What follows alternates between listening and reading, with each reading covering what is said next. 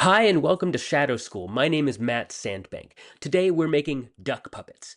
And if you stick around to the very end of the video, I'll show you a simple way to make a pond for your duck puppet to swim in. Let's get started. Here are the materials you need for this shadow puppet. One of the great things about a duck shadow puppet is that you can make one really quickly using, it uses very little cardboard, so you can actually make one out of the scraps from one of your other shadow puppets. If you've been watching this channel, you might recognize this. Probably not. This, I think, actually, I don't even know if I recognize it. I think this was the foot of a porcupine, maybe, at one point. Anyway, sometimes I make other puppets and I have these scraps of cardboard. I don't necessarily throw them away if there's enough cardboard because you can use them to make something sparing of cardboard, but really effective and cool, like a duck. Watch what I do here. So you need to make sure you leave room for the leg. So or the foot of the duck. So I do like a little kind of check mark like that, but kind of like a check mark, a backwards check mark, and then go up just a little bit. That will be the leg.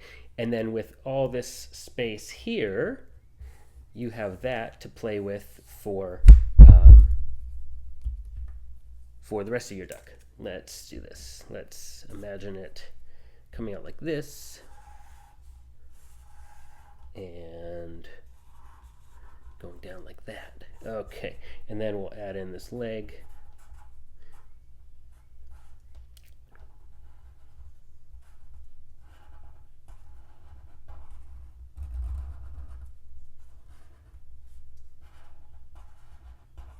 I like duck feet a lot. I like this webbed foot. That's a fun shape to draw. It's a little bit of a pain to cut out, but not that bad. Not that bad. And let's add this last one in here. And actually, we see how close that this final red line comes to this toe.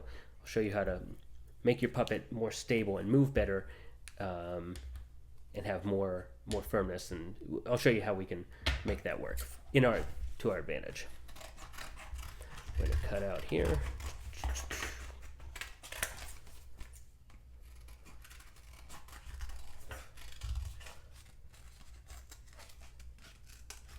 Now, it's tricky in a shadow puppet. When you make thin little pieces like this leg, one of the things that make birds funny is the thin little legs that attach their body. That makes it hard as a shadow puppet because if we make this too thin, it's going to get really floppy. It's not going to hold up very well together. But we can use the fact that this webbed foot goes almost to the body. We can use that to kind of make that leg stable and skinny at the same time. Let me show you what I mean. So we've got this little part cut out. Hold on one second.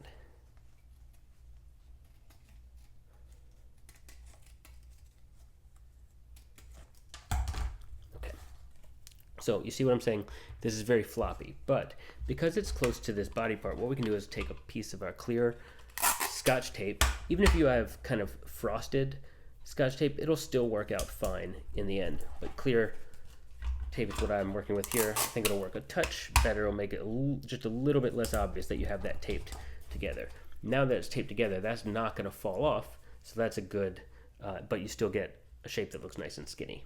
Okay, let's move on to the middle chunk of the duck, and then we will we'll find some place to put a head in here. Okay, so the middle part of the duck's gonna, if you imagine this like kind of turning into the chest of the duck, which puffs out just a little bit, then kind of swoops back in for the neck. The neck's a long, thinnish kind of oval, which it's better to make it too long than too short because we can always cut away. That's not a problem. And then that neck comes back down, kind of becomes a shoulder. Like this is where if the bird had a wing, that wing would attach there. If we were gonna, the bird does have a wing there, but if we're not gonna draw that for this puppet. And we'll kind of go down like that.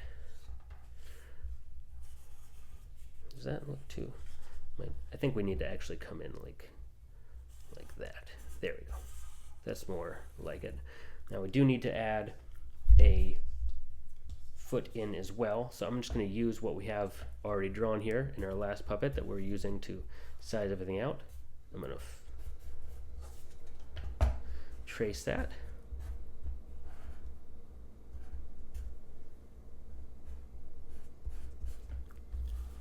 There we go. And that should end up looking like this. We can test it before we... So that walks back and forth pretty well.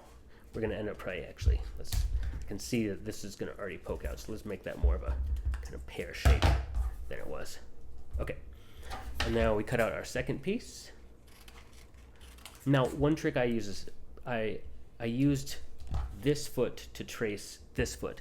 Now, the original one is going to always be just a touch thinner than the shape that you trace. So what I do is I try to cut as much as I can on the inside of that purple line rather than the outside of it. We'll come back and grab this piece in just a minute. Let's minimize how much cardboard we're working with here.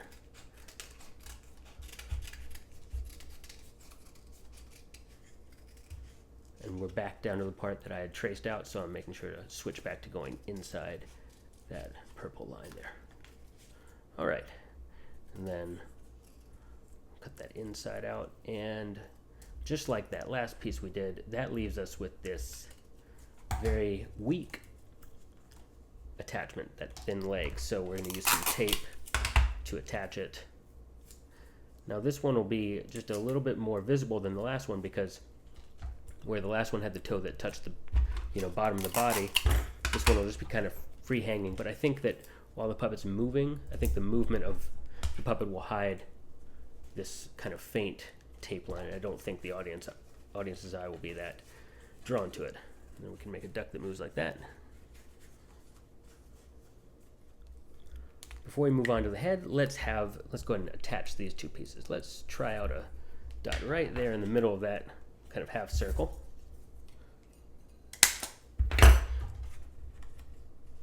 And let's see where like this line kind of continues this circle as much as possible.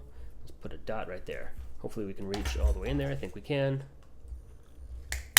Bingo. And then let's use one of our two brads that we're going to need today to join those two puppet pieces.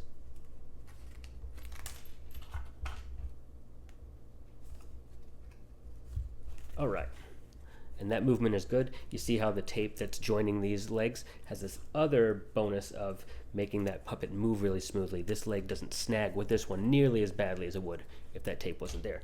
Now all we need to do is add a head, and we've got plenty of space with the remaining piece of our cardboard.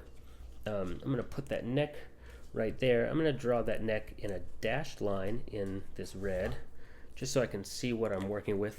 I can make that connection form a circle here. You want to make a half circle there with that head, and then from there we can play with the shape of the duck's head. We can kind of rise up into an oval like that, and then a bill that kind of goes. I'm going to make this duck bill a little bit more pronounced like that.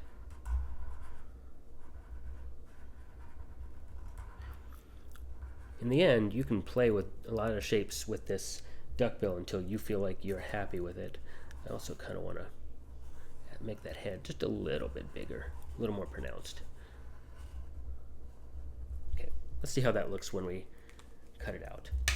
We can consider adding some eyes if we want to, but we can also try it without eyes. Sometimes, which raises a good question about shadow puppetry aesthetics, is how many details are too many details. I tend to like few details, because what I've noticed over my years of performing is that the simpler you can make the puppets, the more the audience is forced to use their own imagination to bring these puppets to life. So the fewer details you give them, the more they have to imagine into being. But that said, sometimes an eyeball is really fun and you want to put one in your puppet. I certainly do that. You can find lots of examples of that here on Shadow School. That's good, but you know what I think? I think I made that head too small. I think that head would look a lot better with a kind of more bulbous shape. So I want to do another try at that. There's nothing wrong with taking another shot if something doesn't feel like it works quite right, especially a puppet like this duck where you can make it out of lots of scraps of cardboard, so you don't have to worry about wasting material. If you make a mistake, you just try it again one time. All right. Let's see here. Let's try this time breaking it down into let's do like a large, mostly circle oval, and let's do another oval like this. So let's make it real simple. Let's go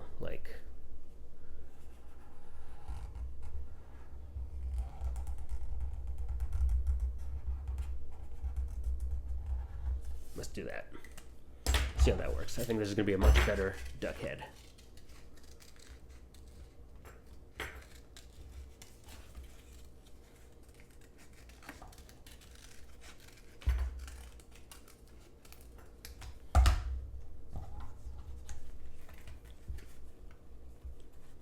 I think that's going to look a lot better.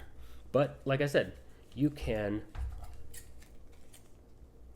experiment with lots of different puppet pieces here and ways to make that puppet look and proportions. So let's do this. Let's put a hole there and a hole right here.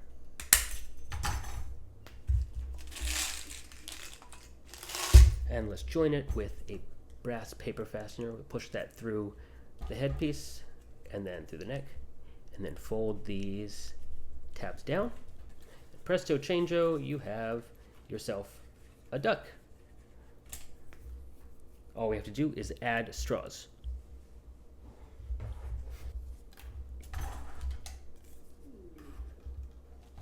All right, so the first one is the easy one. We're going to tape this straw just so that it runs along with the bend starting with the joint of the puppet off onto one of these two feathers, whichever one it has more room for. This looks like there's ample space there. So I'll tape this down.